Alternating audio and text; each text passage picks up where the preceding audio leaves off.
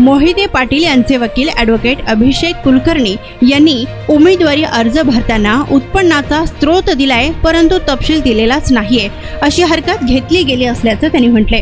त्याचा आम्ही विरोध केला व हा विषय निवडणूक निर्णय अधिकाऱ्याच्या कार्यकक्षेतला नसल्याचं त्यांनी म्हटले।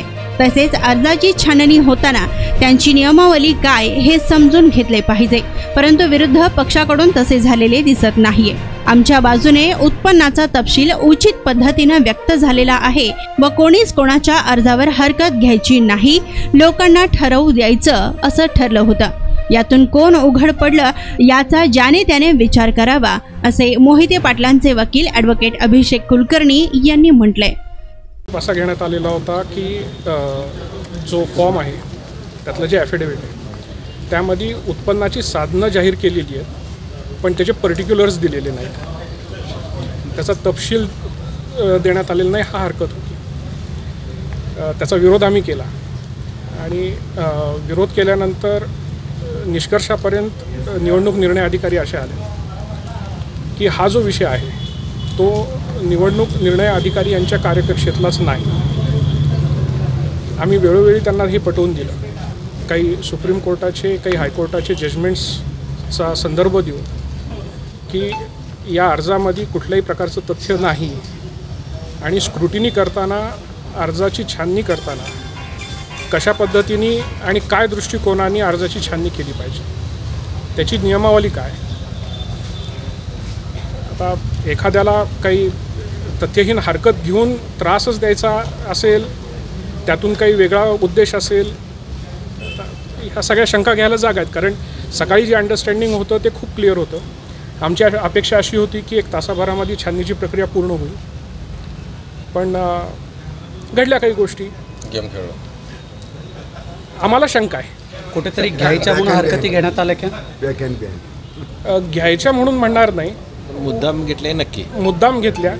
सकाळी काय ठरलं? सकाळी मला असं सांगण्यात आलं, लॉ पॉईंट सांगतो की जे काही जाहीर केलेलं आहे, जे काही भाजपच्या उमेदवारांनी जाहीर केलेलं आहे त्याच पद्धतीने राष्ट्रवादीच्या उमेदवारांनी पण जाहीर केलेलं आहे। तो उत्पन्नाचा स्रोत, तो तपशील तेवढ्याच शब्दांमध्ये व्यक्त झालेला आहे। एकाचा मंजूर झाला, एकाचा हरकतीला आला आणि तो मंजूर झाल्यानंतर हरकतीला आला, त्यामुळे शंका घ्यायला जागा आहे। सकाळी काय पूर्ण प्रक्रिया किती वेळात झाली? 1 मिनिट, सकाळी काय ठरलं होतं तुम्ही? सकाळी काय ठरलं होतं, मी पहिल्यांदा जेव्हा आतमध्ये स्क्रुटिनीसाठी छाननीसाठी गेलो, निवडणूक निर्णय अधिकाऱ्यांनी असं स्पष्ट सांगितलं होतं की ज्या पद्धतीने फॉर्म दाखल झालेले आहेत त्या सिक्वेन्समध्येच छाननीची प्रक्रिया पुढे जाईल। नैसर्गिकरित्या ज्यांनी आधी फॉर्म फाईल केलेले होते त्यांची नावं आधी आली, त्यामध्ये जेव्हा भाजपचे उमेदवार रणजितसिंह नाईक निंबाळकरांचं नाव पुकारलं गेलं तेव्हा मी त्या अर्जाचं इन्स्पेक्शन घेण्यासाठी म्हणून विनंती केलेली होती। माझं अर्जाचं इन्स्पेक्शन चालू असताना माझ्या पाठीमागं बसलेल्या लोकांमध्ये काय घडामोडी झाल्या ह्याच्याबद्दल मी सांगू शकत नाही, पण सर्वसाधारण चर्चा कानावर माझी अशी आली की कोणीच कोणाच्या अर्जाला हरकत घ्यायची नाही आणि सगळ्यांनी खेळीमेळीच्या वातावरणात जे काही असेल ते लोकांना ठरवू द्यायचं आणि काय असेल ते इलेक्शनला सामोरं जायचं। जेव्हा असं सगळ्यांमध्ये एकमत असतं, सामंजस्य असतं, तेव्हा सगळ्यांसाठीच ती प्रक्रिया सोपी होणं अपेक्षित आहे। त्यानुसार दिलेल्या शब्दानुसार आम्ही कोणाच्याही उमेदवारीवर हरकत घेतली नाही। हरकत घेता येत होती का, त्यात तथ्य होतं का, मगाशी जसं सांगण्यात आलं तसं तो शोध पत्रकारांनी सगळ्यांनी ॲफिडेविट काढून बघावं, पण तो अर्ज मंजूर झाला भाजपच्या उमेदवाराचा।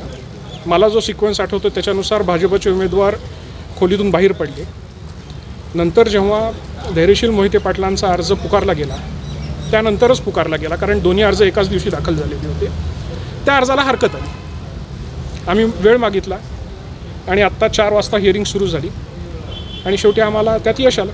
पण मग कायद्यामध्ये अशी तरतूद नाही आहे की समजा एकदा त्यांचा अर्ज वैध ठरला तर तुम्हाला पुन्हा ऑब्जेक्शन घेता येत नाही का? आम्ही आमचं एक ऑब्जेक्शन रेकॉर्डवर ठेवलेलं आहे। आता त्याचे कायदेशीर परिणाम भविष्यात काय परिस्थिती पुढे जाते म्हणजे तो ऑप्शन आम्ही ओपन ठेवलेला आहे। एक हातचा राखून ठेवलेला आहे। हरकतदाराचं नाव काय माहीत नाही. ज्यांनी धैर्यशील मोहिते पाटलांच्या उमेदवारी अर्जावर हरकत घेतली त्यांचं नाव नंदू मोरे म्हणून एक उमेदवार आहेत फलटणचे. हरकत आम्ही विड्रॉल केली असं नंतर समजलं, पण आम्ही निवडणूक निर्णय अधिकाऱ्यांनाही त्याबाबत विचारणा केली. तर आम्हाला असं सांगण्यात आलं की हरकत घेण्यात आलेली आहे, तुम्ही काय असतील ते तुमची युक्तिवाद करा, आम्ही निर्णय जाहीर करू. विड्रॉल नाही झालं.